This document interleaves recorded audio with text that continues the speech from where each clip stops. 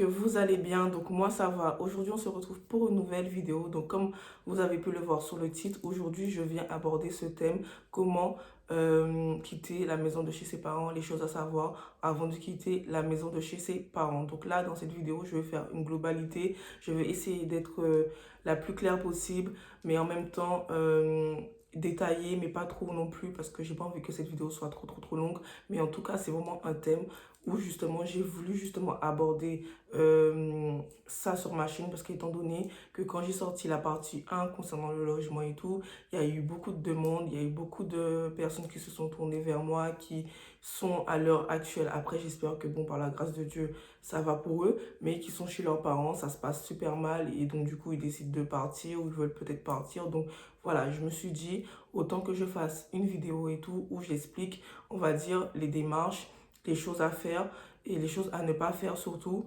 Et voilà, donc j'espère que ce thème va vous parler, va vous plaire. Donc n'hésite surtout pas à partager cette vidéo à quelqu'un qui se retrouve dans une situation très compliquée, à quelqu'un qui se retrouve soit à la rue, soit limite pas très loin d'être foutu dehors en fait. Donc j'espère que cette vidéo, que ma vidéo pourra aider, mais vraiment pas mal d'entre vous.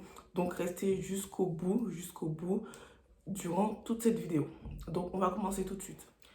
Alors, la première chose à savoir, c'est que lorsque tu souhaites quitter la maison de chez tes parents et tout, il faut que tu t'attends à payer un loyer tous les mois. Donc, qui dit un loyer tous les mois, il faut que toi, tu aies un salaire, il faut que toi, tu aies un revenu qui tombe tous les mois, en fait. Il faut que tu aies vraiment quelque chose de fixe. Comme ça, au moins, tu sais que cet argent-là, en fait, tu vas pouvoir justement retirer une partie pour le loyer, une partie pour les charges, une partie pour tout ce qui est facture, électricité, et puis j'en passe, courses, etc., tout ça.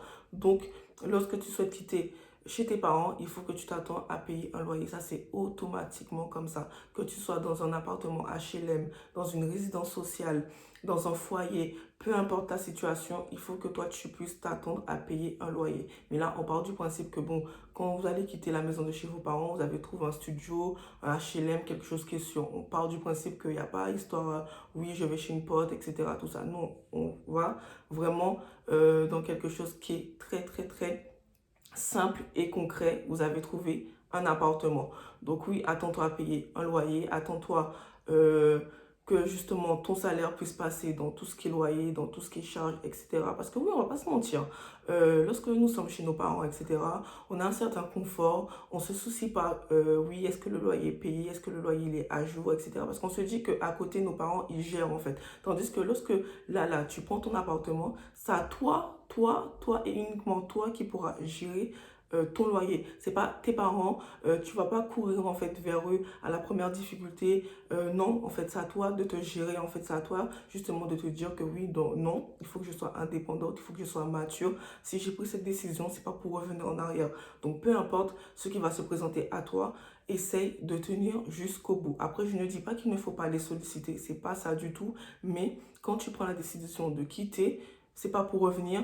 Et en plus de ça, il faut que tu aies aussi cette indépendance de te dire que non, c'est à toi de payer ton loyer et uniquement toi en fait. Après, bien évidemment, il y a d'autres aides, etc. si vous avez des impayés de loyer. Mais là, on parle vraiment de quelque chose qui est, voilà, genre, vous n'avez pas de difficulté. Déjà, dites-vous que lorsque vous allez quitter la maison de chez vos parents, il ne faut pas que vous puissiez vous mettre des choses en mode négatif. Ouais, je ne vais pas réussir à payer mon loyer. Si déjà tu penses comme ça, autant que tu restes chez eux. Et puis, voilà, tu restes chez eux, le temps d'économiser, etc. Après, bon, je sais que ça peut être pas forcément évident, peu importe et toutes les choses. Mais dites-vous que ça peut le faire et ça va le faire. Deuxième chose également à savoir lorsque tu souhaites partir de chez tes parents, c'est que tu dois rester en bon terme avec eux. Pour moi, c'est la base. Après, bon, moi, je parle par rapport au fait que si, par exemple, tu es en contact avec eux et tout. Après, bon, si tu n'es pas en contact avec eux, ça ne veut pas forcément dire que lorsque tu vas quitter de chez eux, enfin, tu vas te retrouver en galère, etc. Non, si tu as bien calculé, si tu as bien réfléchi, tu t'es bien posé, etc., il n'y a pas histoire à te dire que ouais, tu seras en difficulté, etc. Mais quand je dis de rester en bon terme avec tes parents, ça peut être un membre proche de ta famille, ça peut être une cousine, une tante, une sœur, etc. Mais vraiment avoir quelqu'un où tu peux avoir un soutien en fait dans tout ce qui est démarche administrative. Parce que oui, en fait, quand tu quittes la maison de chez tes parents, en fait, à un moment donné, tu vas te retrouver en fait toute seule, tu ne sauras pas par où commencer, par qui se tourner pour faire ci, pour faire ça. Donc je pense que si tu as serait-ce une personne pour te conseiller, ce serait vraiment top pour pouvoir justement démarrer dans la vie active en fait. Donc ne reste pas isolé, ne t'enferme pas, même si bon en soi t'es chez toi, etc. T'as aucun compte à rendre à personne, mais si c'est ta première fois en fait, dans le sens que c'est la première fois que tu as un appartement, tout et tout, et serait-ce même un contact avec une bonne personne en fait, juste histoire de te conseiller, puis parler, papoter, raconter vos vies, mais en tout cas voilà, soyez entourés. La troisième chose également à savoir, lorsque tu souhaites partir de chez tes parents, il faut que tu sois mature mentalement, ok? Parce que oui, lorsque tu es chez toi, etc., bah, voilà, il faut que tu sois indépendante, tu dois t'assumer clairement en fait, parce que tu n'es plus chez tes parents, tu n'es plus chez maman, tu n'es plus chez papa, tout et tout, donc c'est à toi en fait de t'assumer et de porter aussi tes responsabilités, parce que oui, une fois que tu es chez toi, bah, tu as les clés de ta maison, tout et tout. Donc, c'est à toi de savoir bah, qui est-ce qui vient ou pas chez toi, qu'est-ce que tu fais, comment tu souhaites décorer ta maison, aménager ta maison, etc. Donc, il faut vraiment que tu sois mature par rapport à tout ça. N'aie pas peur de faire des calculs, de refaire des calculs. Mais en tout cas, il faut que vraiment tu sois mature. Euh, voilà, il faut que, tu vois. Après, oui, le stress, tu pourras peut-être en avoir et tout, mais il ne faut pas que ce soit le stress qui prenne le dessus dans tes décisions ou dans ton comportement et tout. Mais vraiment, il faut que tu sois mature, il faut que tu aies un recul en fait sur tout ce que tu vas faire en fait, tu vois. Parce que dis-toi que voilà, que genre, tu es chez toi en fait, tu vois. Enfin, c'est plus comme si tu étais chez ta mère en fait, tu vois. Enfin, je sais pas si vous voyez ce que je veux dire en fait. Il faut vraiment que tu sois mature, il faut que tu sois prêt psychologiquement, mais vraiment en fait à quitter bah, le nid, à couper le cordon avec eux, parce que à un moment donné, bah, tu aurais peut-être des petits trucs à faire, ou peut-être gérer des petits trucs et tout, tout ça. Donc il faut vraiment que tu puisses justement être en capacité de vraiment tout gérer, tout prendre sur toi en fait, et vraiment bah, cartonner en fait, cartonner dans le sens gérer en fait petit à petit les petits trucs. Après, c'est pas forcément du négatif, hein, ça peut être aussi du positif dans tout ça quand je vous dis de gérer des petits trucs, mais dans tous les cas, il faut que vous soyez mature en fait. Parce que voilà, enfin, vous êtes chez vous, ok, mais il y a quand même la collectivité, surtout si vous êtes dans un immeuble, vous n'êtes pas tout seul, il y a vos voisins, il y a vos voisines. Donc forcément, dans ta tête, tu dois te dire que c'est pas 4 heures du matin, je vais mettre de la musique à fond parce que les gens c'est soit ils vont dormir parce que demain ils vont travailler, tu vois ce que je veux te dire? Donc dans tous les cas, ok, certes, tu souhaites prendre ta liberté, prendre ton indépendance, quitter la maison de chez tes parents, mais dans tous les cas, tu auras quand même des règles en fait, peu importe là où tu iras, tu auras quand même des règles à respecter parce que quand tu es dans un appartement HLM, dans un foyer, peu importe, ou même dans un studio, ça reste également un immeuble, il y a quand même la collectivité en fait, il y a le savoir-faire, le savoir-être, etc. Tu vois, genre tu dois automatiquement te dire que ouais, que partout où je passe, j'essaye de montrer une bonne image de moi en restant respectueux avec les gens, tout et tout. Donc il faut vraiment que tu sois mature en fait. Vraiment, vraiment, vraiment, j'insiste par rapport à tout ça. Parce que dans tous les cas, tu viens d'emménager, c'est pas pour que tu puisses te faire remarquer, tu vois, enfin, tu vois, non, on reste discret, enfin, on fait les choses correctement, tout et tout. Voilà, comme ça au moins il n'y a pas de souci. La quatrième chose également à savoir, lorsque tu souhaites quitter la maison de chez tes parents, il faut que tu puisses savoir entretenir ton appartement. Parce que oui, c'est bien beau de se dire que oui, je souhaite habiter là, je veux que ma maison fasse ça comme superficie, il faut que j'ai ça comme nombre de pièces. Mais est-ce que justement, si Dieu t'accorde tout ça, est-ce que toi, tu pourras être en mesure de pouvoir gérer tout ça? Parce que oui, c'est bien beau de se dire oui, je veux ça, ça, ça, ça, mais derrière, il faut prendre soin en fait. Et ce serait que toi en fait qui pourras prendre soin de ton appartement. Après, tout va dépendre si tu seras en colocation, etc. Mais voilà, en tout cas, là où tu seras en fait, ce sera à toi de prendre soin de ton appartement, de faire en sorte que ta maison puisse sentir bon, tout et tout, de meubler, tout, enfin, à ta manière, etc. Parce que, tu vois, c'est pas pareil. De toute façon, vous allez sentir automatiquement la différence. Les premières semaines, etc., vous allez forcément ressentir une différence parce que lorsque on est chez nos parents, enfin, on n'a pas à gérer tout ça en fait. On n'a pas forcément ce stress, tu vois. Parce que déjà, quand on est chez nos parents, de un, on ne paye pas de loyer. C'est nos parents qui gèrent tout ça.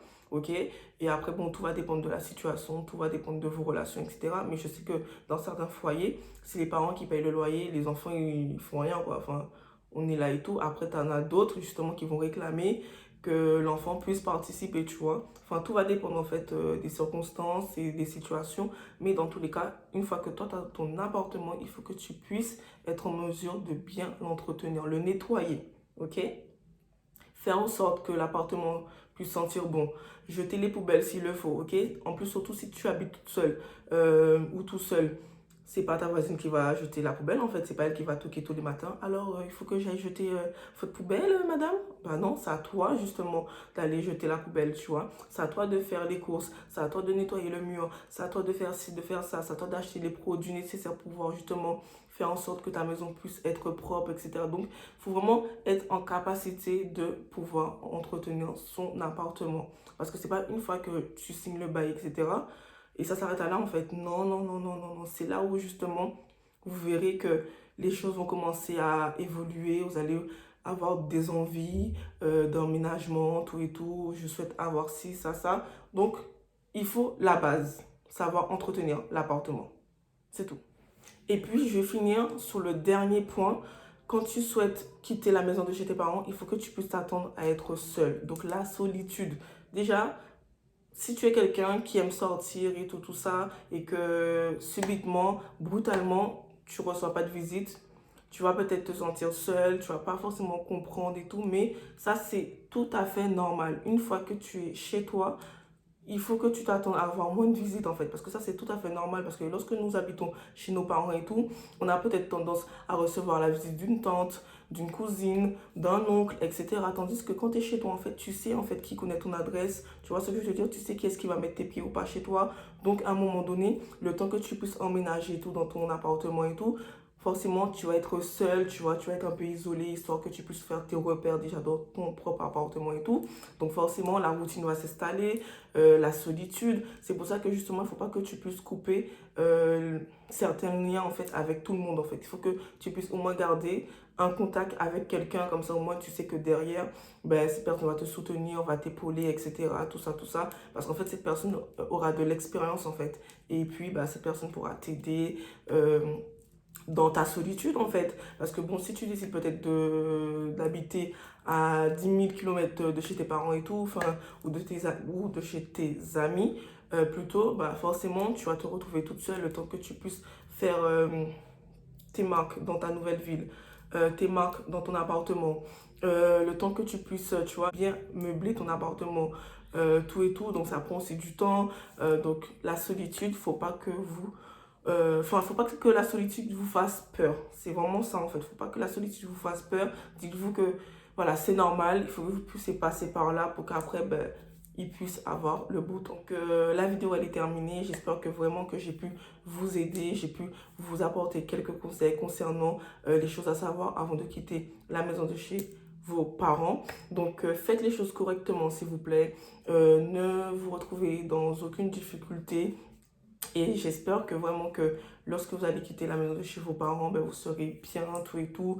Et puis, n'hésitez surtout pas, ben, une fois que vous avez regardé cette vidéo, de la partager, de la montrer. Enfin, voilà, partage cette vidéo au maximum à quelqu'un qui en a besoin, tu vois. Quelqu'un qui, voilà, souhaite partir, mais qui ne sait pas par où commencer, qu'est-ce qu'il faut faire, etc. Tout ça. Donc, moi, c'est vraiment les petits conseils. Et dites-moi en commentaire si j'ai oublié certains trucs ou autres, ou si vous voulez justement que je fasse une partie 2 et rentrer dans d'autres détails concernant d'autres petits thèmes, concernant les choses à savoir avant de quitter la maison de chez vos parents. Donc sur ce, moi je vous fais de gros bisous, portez-vous bien et on se dit à bientôt pour une prochaine vidéo. Bisous, bye.